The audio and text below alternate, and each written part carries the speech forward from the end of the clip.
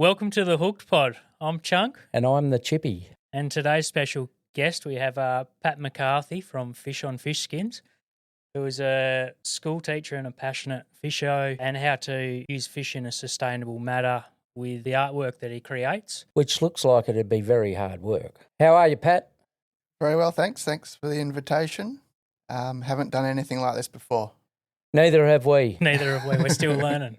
So give us a brief rundown on Fish Skins, how it all started, and So, as you mentioned, I still am a school teacher by trade. Well, I guess the full story is before that too. I was always kind of into the arty side of things at school and got into surfboard building teenage years. But with the teaching game, I went up to Beagle Bay, north of Broome, to do a stint up there, the remote community. Nice part of the world. Epic part of the world. But interestingly, I was I grew up in Denmark. I fished a little bit, but I wouldn't say I was dead keen on fishing till we moved up there. And obviously that's the only thing to do. Yeah. So got right into fishing, spear fishing. It's not that good to swim up there. But yeah, it's pretty idiot proof up there for fishing, which is nice. I left the surfboards behind for that 2 years. And yeah, I got quite fascinated with the fishing and the fish themselves and the patterns and colours in the fish. So we'd go fishing, be back at home, filleting fish, throwing the skins over to the crows. And I kind of just thought there was something more you could do with it, and started dabbling with ways to put the skins in a way that you could appreciate the patterns and textures. And it was all very crude at the start. Different climate up there too to deal with to get the hang of things. But yeah, initially I would just get a piece of the skin, and it would dry, and I'd cut like a rectangular piece from it. But initially, I was just drawing. So if I caught, say, a barra, I would then draw the barra onto the skin. Yeah, and then was playing around with that and preserving them. Did our time up north and went back down south, finished in Esperance. I guess there came a point where I was like, I think I might have something here. Like, I don't think anything was doing anything much the same. It's a very niche thing. Yeah. That you do, yeah. And it's not everyone's cup of tea. Like, a lot of people turn their nose up at it. But yeah, it was just a case of refining the process and probably broadening the pool of people willing to put it in their house. Yeah. Yeah. Was that a lot of trial and error to get it right? Oh, yeah, big time. Like compared to then and what you produce now? Big time, yeah. Yep. Yeah, I couldn't tell you how many kind of pieces I would have done by now. Must be pushing into the thousands, I'd say. But yeah, lots of spilt resin, knowing what temperatures to do things in, all sorts of things to figure out along the way. Like you say, it would have been a big difference moving from north of the state to south of the state. Yes, while with the air humidity. While refining your art. Yep. In the process. And somewhere along the line too, like for a while it was all very much focused on the fish, then doing the pieces on the timber. I just was also a fan of our native timbers, so that tried to make a focus of the timbers after a while too. So you'll notice now all the pieces are on interesting bits of wood, so you can kind of appreciate the wood and the fish at the same time. And you got a big jetty at Esperance. Big jetty that they pulled down, yeah. That would have been handy. It is. The poor old Scully at Skullduggery Furniture, she mills a lot of timber for me, but she definitely curses me a little bit. Coming in with some of that jetty wood's like rock hard and bolts and shit through it, so buggered a few of her blades, but the historical wood's always good too. Did a piece, we're staying at Camp Coronet this week. I grabbed a bit of their old jetty last time we were there and did a Nautilus piece for them as a thank you too. So there's a bit of historical wood in their office as well. Yeah, it's great. What's the hardest part of the whole process? Is it your painting, or is it the resin, or is it just a combination? And how long does it take you to do one? I get asked that a lot. It's time to time I'll just do like the one piece start to finish, but more often than not I'll kind of do them in batches. So I'm like, I spend an hour cutting wood, prepping wood, but end up with half a dozen bits of wood that are ready for the next step.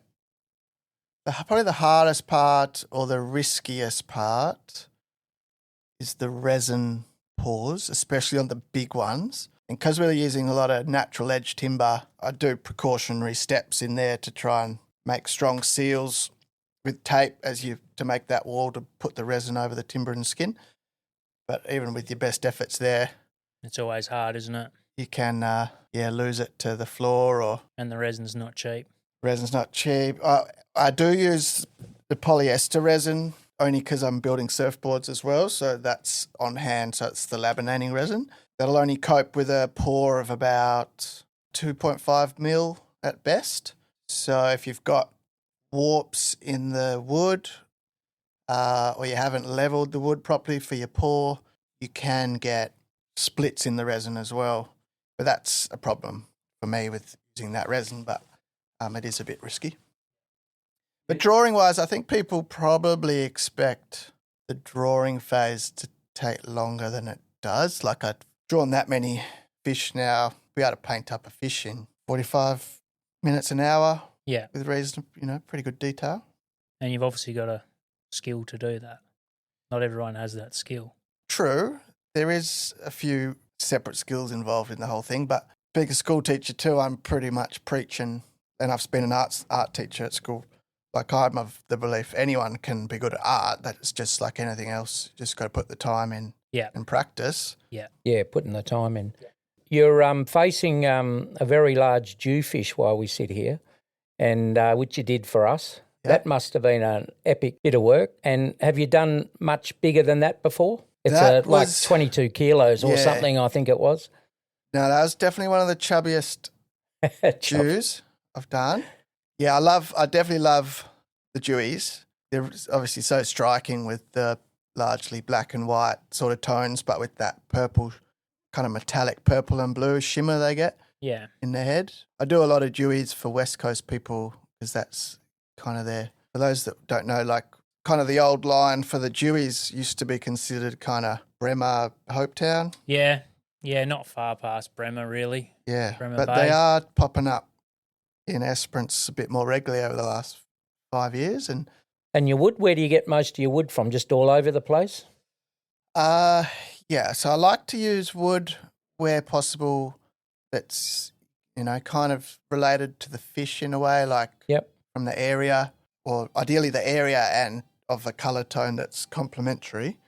But yeah, being Denmark boy, I come back to see the rallies and pick up a lot of timber from Denmark area, like your she oak, Jarrah, Marri, Bankshire type woods. Yeah.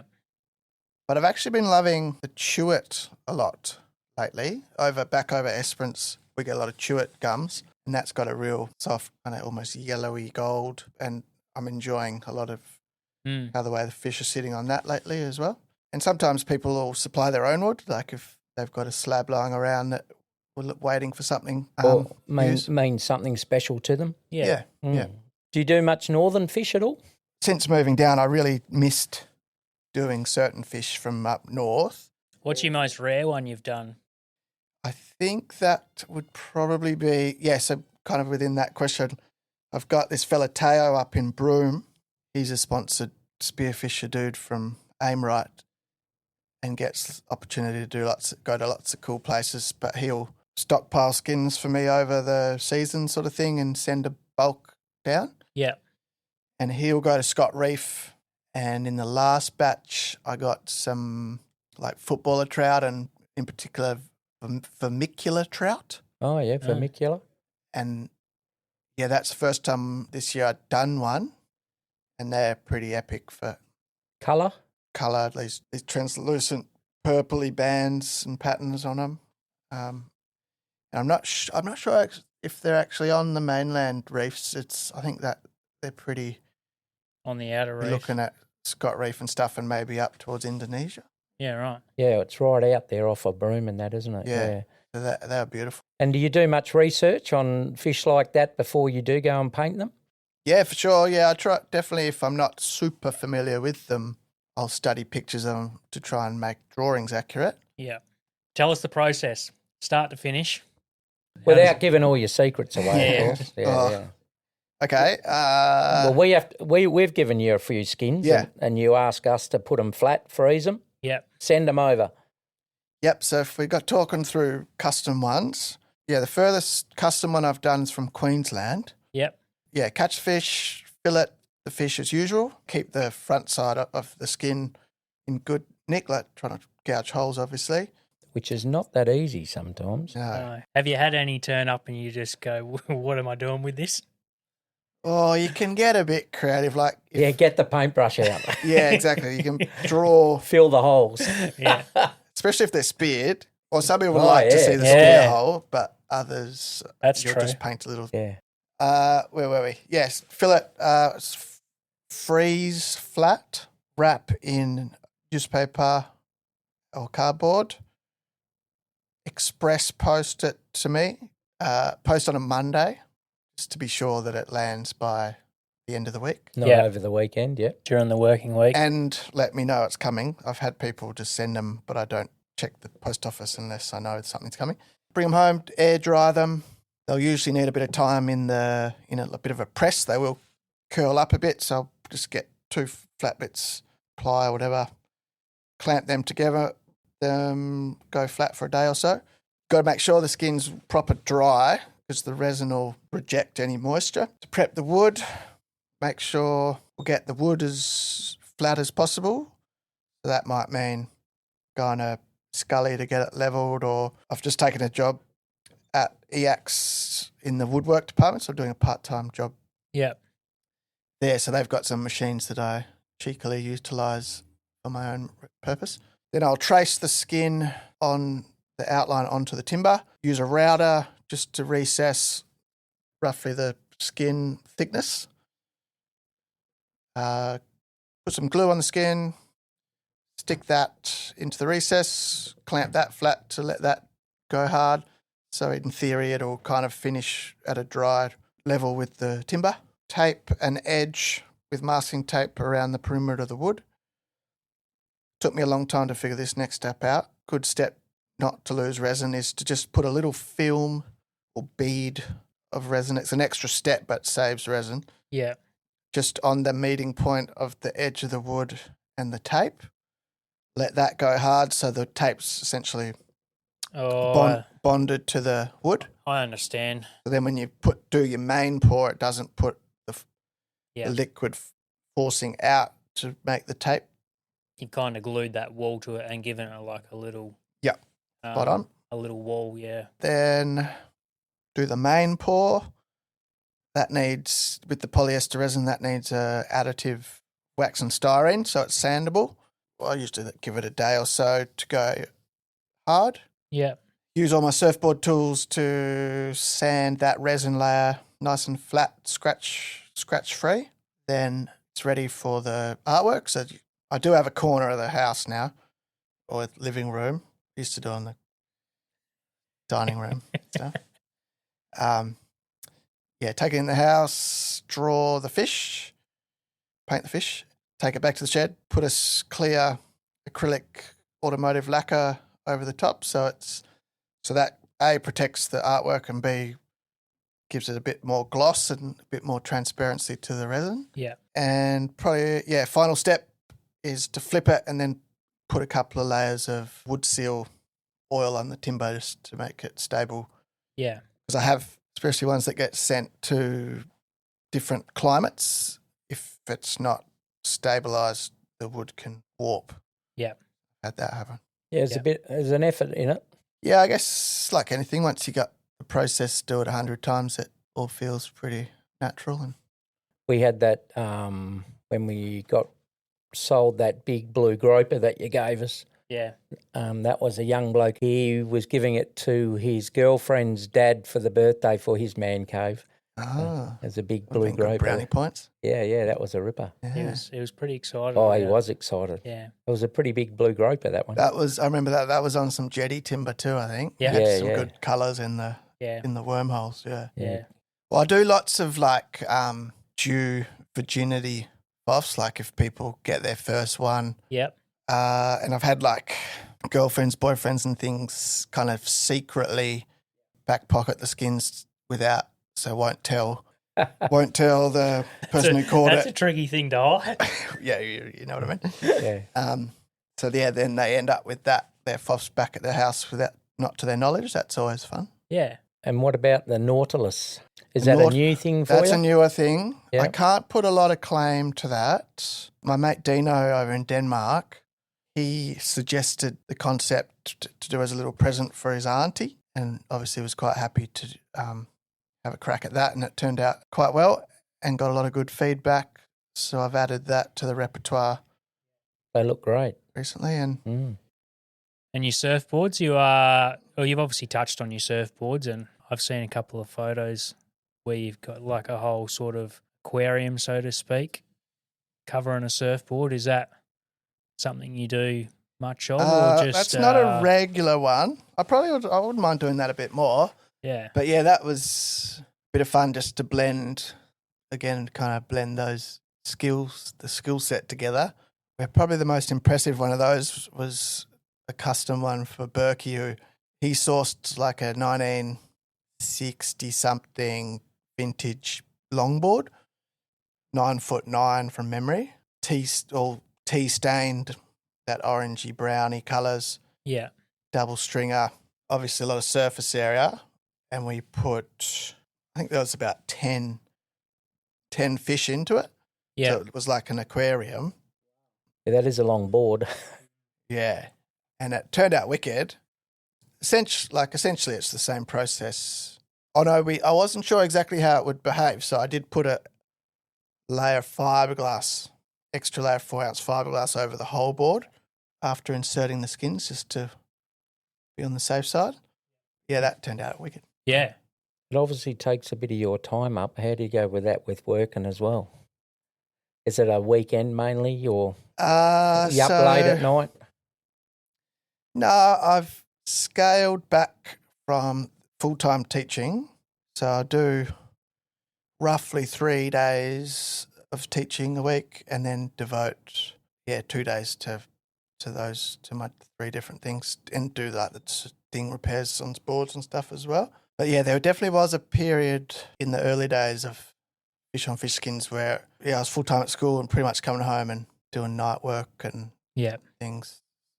And in hindsight, it was kind of full on, but that was probably had less children then. But yeah, no, it doesn't interfere with. Well, I do it all from home and from my workshop, but I wouldn't say it interferes too much with the home life. And I've heard you've been surfing with Secret Santa presents in your pocket once before. Was it a voucher in my pocket? No. And I went surfing before our Christmas party? You lost a voucher before the Christmas party, and Yes, I remember now. Did a last minute got a voucher for the Christmas party, put it in my pocket, tried to sneak a surf before the Christmas party, came out during the surf. Yeah, didn't make it to the Christmas party. Rocked up with nothing, eh? Yeah, that bloke. What else? Is there anything new on the horizon? I did get a request just the other week that's on the to-do list when I get home, was do a hybrid FOFs and Nautilus. So a lady's, for her son's 18th birthday, wants me to do a Dewey, kind of sniffing around a Nautilus on one piece. So that's another kind of combo. So I'm pretty excited to see how that comes out. Yeah. What's Esperance been like for living? How long you been there? Been there nearly 7 years now, I think. And yeah, we can't see ourselves leaving. We love it over there. Yeah. Nice part of the world, all right. Got everything you need for the family. Rain's less than Albany. Plenty of people fishing over there? You get a lot down from like the goldfields and that on holidays? There is definitely and the like weekend warriors from Cal, but it's such an expansive coast there that it doesn't get hit particularly hard. No. And it's still a bit weather. Especially for boating, like it's all the same here, like got to make hay while the sun shines over there. Plenty of islands out there too, isn't there? Yeah. As for the combo of fishing and surfing, it's pretty epic. Yeah. Lots to do. All the way to what's it called? You got like Cape Legrand. Cape Arid, and then you've got Cape Arid, yeah. What's further along? That place? Israelite Bay. Yeah, that's a lot further along.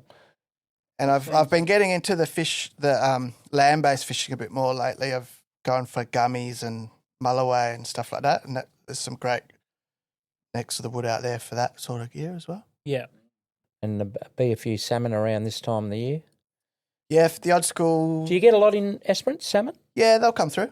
Yeah. Probably not in the numbers Albany, Denmark get. I think because the water has been so warm, it's been a bit late. Yeah, right. Yeah. Hasn't quite happened yet. My wife comes from a farming family and they always work in cycles. Yep.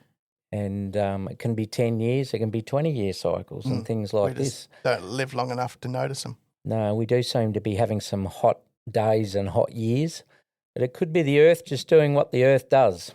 Did you hear about the little TikTok phenomenon in Esperance about a month ago? Someone had done like an AI TikTok video of a mahi washing up on the beach at twilight. Yeah. And, everyone, it's all over Facebook and stuff. And he's like, this is a sign of global warming. Look at this fish. And that's in the middle of people believe that. That's in the middle of the Bight, isn't it? Twilight Beach, is that the one you mean? Or just that's in Esperance? Town? Esperance town. Oh, okay, yeah. There's another Twilight Beach around under the cliffs, isn't there, in the Bight? There is, yeah. So this is in Esperance, yeah. I'll try and find it for you later. It's pretty funny. Yep. Right, Pat, if people have caught their trophy fish and they want you to do some work on a bit of wood, where can they find you? Well, like or love Zuckerberg and what's his face? Musk. Best way is probably through the Facebook pages or Instagram pages. Fish on Fish Skins? Fish on Fish Skins and the native Nautilus for the Nautilus things. Yeah, you'd find contact details there. Yep. Obviously, those people in the Albany neck of the woods can see my stuff at Hooked Fish and Chips. Hooked on Middleton Beach. We do have a small range. Yeah, you can see the real life thing there if you're in the hood and see if it's your cup of tea. Yep. I have asked people to stop writing fish on fish skins on the parcel because Tim, the old fisheries officer in Esperance, he was stockpiling skins for me out of Broome, and he had his personal best barramundi cod put aside, speared. Yep. Plus a whole bunch of others. He asked his other half to do the posting. She didn't follow the instructions quite properly. Yep. Didn't send it express, went by road. Did we have floods at that time? And it was a public holiday from memory the next Monday, and she'd sent it on like a Tuesday. So I didn't see it till the next Tuesday, I think, or Wednesday. Oh. By the time I got to Esperance, the package was a bit on the smelly side. Cooking. And the post office staff were like, what the fuck is this? And they were like, and it crossed someone's mind, it's like, is this human body parts? And they called the coppers in. Really? No. To try and make sense of it all. So they had who wants to open it? I think the cops opened it. Had they phoned you before this point, or? Nah. And disposed and got rid of it all. And then I sheepishly went into the post office on that Tuesday or Wednesday. It's like, I think you might have something for me that you'd probably want to get to me sooner rather than later. Yeah. And the chick was like, oh boy, are you the fish skin guy? It's like, I've got to go get my manager. Yeah.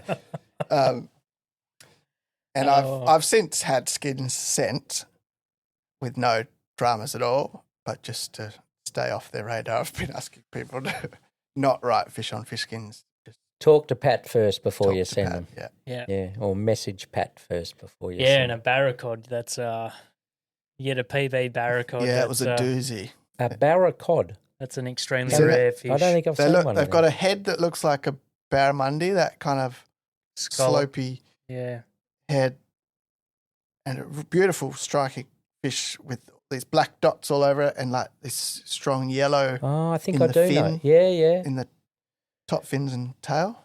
Beautiful tasting Good to fish. eat. Yeah, good to eat.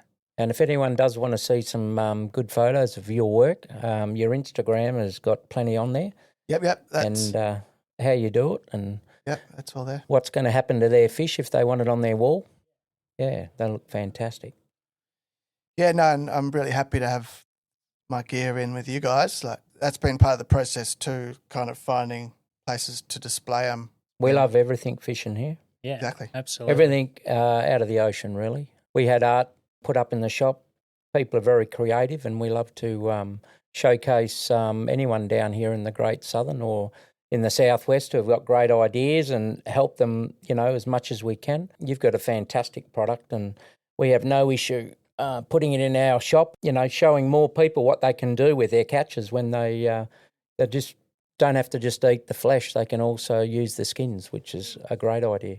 Less waste. One point I haven't made the whole thing I'm doing here, it can kind of be misconstrued, I feel, to be like elephant head on the wall type, where I sincerely hope it's not going out to kill a fish to turn it into a painting, but quite the opposite, where you've caught a fish in the aim of make the food chain go round and round, but then almost as a token of appreciation or respect to the fish to have that process done. Absolutely. Yeah. We all eat the meat off them, and we're definitely not just targeting them to put on a wall. People to remind themselves and remind their grandkids and that, to have lovely things on the wall. If you throw in an extra $50, I'll draw it a bit longer than it was. Hang on, how big's this jewfish we got behind us? It's a metre and a half now, isn't it? Yeah, $1.20. When I was up in Perth going to the fish market 3 days a week for 13 years, I used to buy quite a lot of dewie from Lehman. One of the bloms who used to fish at Lehman, and he used to bring in lots.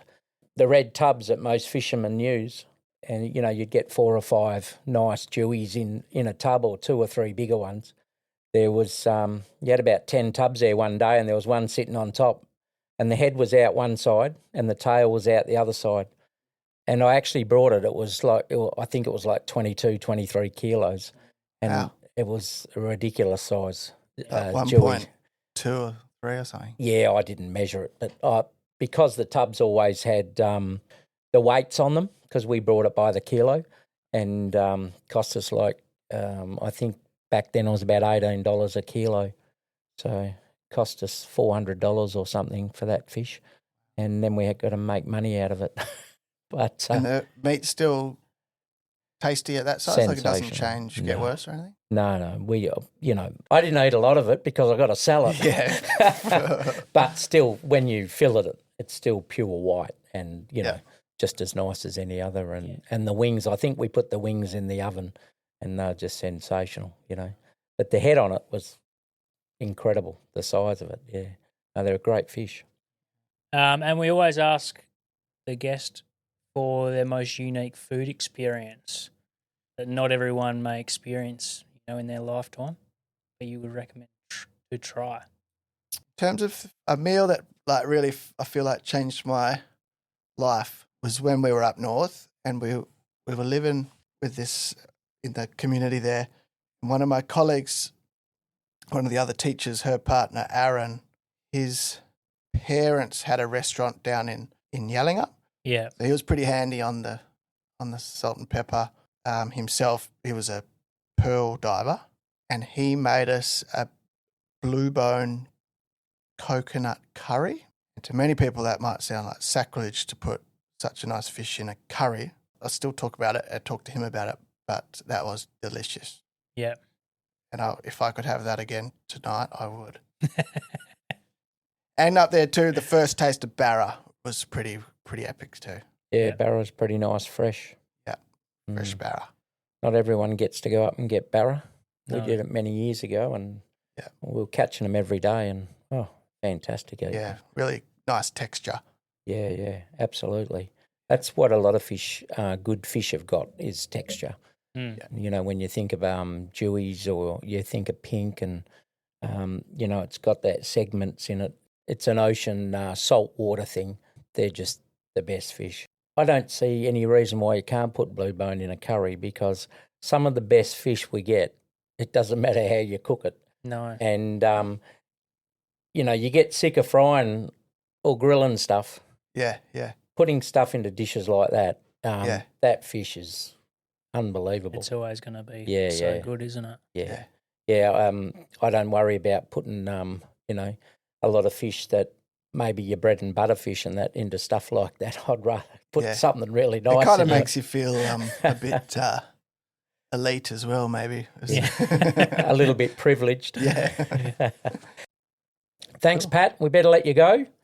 And No worries. Thanks for appreciate having me. you being in Albany and being able to come on the Hook Pod and have a chat to Yeah. No, Chunk and the Chippy. Love what you're doing. Making the effort to drive across and Well, yeah, there's a few reasons.